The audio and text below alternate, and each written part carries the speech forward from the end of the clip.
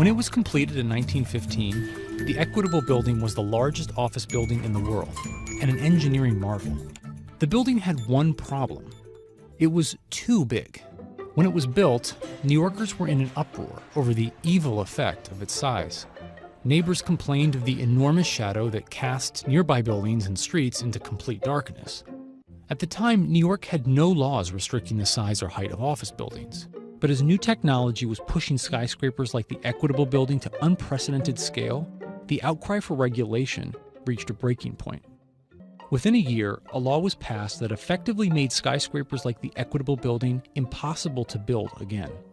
It was called the 1916 Zoning Resolution, and it was the first comprehensive zoning law in the United States.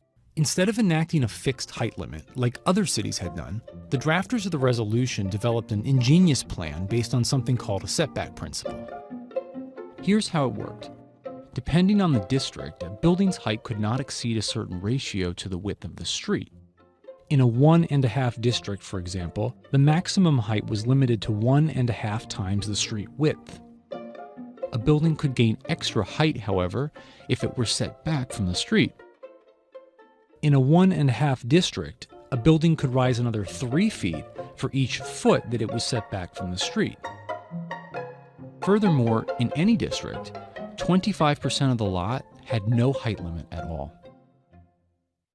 Working within these constraints, architects began to creatively conform designs in what became a characteristic style, starting full width at street level and tapering off in steps as it rose in height. And once you're aware of it, you start to see it throughout Manhattan. And the intended effect of making New York's dense streets seem more open, for the most part, actually works.